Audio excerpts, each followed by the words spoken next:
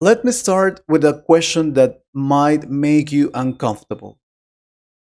If I gave you 24 hours in a bank account every day, and at midnight everything disappeared, how would you use it? That is exactly what time is. Every day you receive 24 hours, no more, not less. And once they are gone, you cannot save them, borrow them, or buy them back. So today we ask an important question. How do we manage our time to achieve our goals? I'm here with a productivity coach who has helped many people improve their time management. Thank you for being here. Let's start simple. Why do so many people feel they don't have enough time? Thank you for inviting me. Most people don't have a time problem, they have a priority problem. Everyone has the same 24 hours. The difference is how those hours are used. Many people spend their time reacting instead of deciding. They respond to messages, social media, calls, and requests, but they don't plan their own important tasks first. That sounds very true. So, what is the first step to manage time better? The first step is clarity. You cannot manage time if you don't know what you want.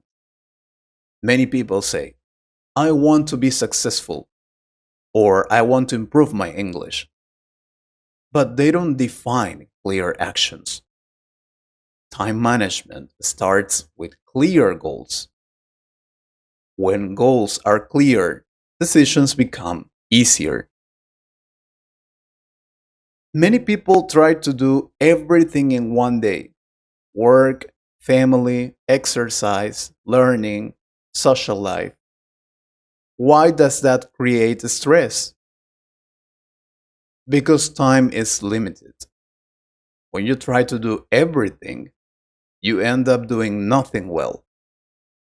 Prioritizing means accepting that some things will wait. This is difficult emotionally. People want to say yes to everything, but every yes to something unimportant is a no to something important. That connects with something very hard: learning to say no. Why is that so difficult? Because saying no feels uncomfortable. We don't want to disappoint others. We want to be liked. But time management requires boundaries. If you say yes to every request, your goals suffer. Successful people protect their time like they protect money. They understand that time is more valuable than money. So, managing time is also managing energy, right? Exactly. Time alone is not enough. Energy matters. If you work when you are tired, results are weak. That's why planning difficult tasks during your most productive hours is important. Some people focus better in the morning, others at night. Know your rhythm. What is one common mistake people make when planning their day? They underestimate how long tasks take. They create unrealistic schedules. Then they fail and feel frustrated. A good plan includes a space for unexpected problems. Flexibility is part of good time management. Many people feel distracted all the time: phones, notifications, social media. How does distraction affect time? Distraction steals small pieces of time constantly. 5 minutes here, 10 minutes there. At the end of the day, hours are gone. Focused work is more powerful than long hours without concentration. One focused hour can produce more results than three distracted hours. This already sounds powerful, but many listeners are thinking, okay, I understand the theory, but what is the actual system I should follow? That's exactly what we'll discuss now. I will explain a simple daily structure, how to prioritize correctly, how to avoid burnout, how to build discipline around your time. Now, we talked about priorities, saying no, distractions, and energy. Now, let's go deeper. If someone listening says, tell me exactly what to do tomorrow, what system would you recommend? I recommend a simple 4 step daily system. It is not complicated, but it requires discipline. Step number 1, choose your top 3 priorities for the day. Not 10, not 15, only 3 important tasks that move you closer to your goals. When you wake up, your energy is limited. If you focus on 3 key tasks, your day becomes clear. Everything else is secondary. Step number 2, time block your day. This means assigning specific time periods for specific tasks. For example, from 9 to 10 for studying English, 10:30 to 12 for deep work. When you give time a structure, you reduce decision fatigue. You don't ask, what should I do now? You already know. Step number 3, protect your focus. Turn off notifications.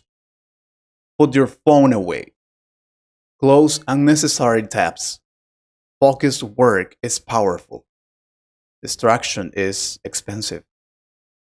Every time you switch tasks, your brain loses energy. Step number 4, review your day at night. Ask yourself, what did I complete? What distracted me? What can I improve tomorrow? Reflection builds awareness. Awareness builds improvement. That sounds simple, but what about unexpected events, calls, emergencies, last minute requests? That's why you should not plan 100% of your day. Leave 20 to 30% free. Life is unpredictable. A realistic schedule includes flexibility. If you plan every minute, you will feel stressed when something changes. What about long term goals? How do they connect with daily planning? Daily actions must connect to weekly and monthly goals. For example, if your goal is to improve your English in 3 months, your daily schedule must include English practice. Goals without time allocation are only wishes. Time shows what you truly value. Many people start strong but lose consistency after 1 week. Why? Because they try to change everything at once. Sustainable time management is gradual. Start with one improvement. Maybe wake up 30 minutes earlier. Maybe reduce social media by 1 hour. Small changes repeated daily create big results. Let's talk about saying no again. Can you give a practical example? Of course. Imagine a friend invites you out, but you planned to study for an important exam. Saying yes might feel good in the moment, but later you feel stress. Time management means thinking about future consequences. You can say, I can't today, but maybe another day. Boundaries protect your goals. That's powerful. Many people say they are busy, but they are not productive. What's the difference? Being busy means doing many small tasks. Being productive means doing important tasks. You can answer emails all day and feel busy, but make no real progress. Productivity requires intention. Before we finish, what is one mindset shift people need to manage time better? Understand that time is your life. When you waste time, you waste life.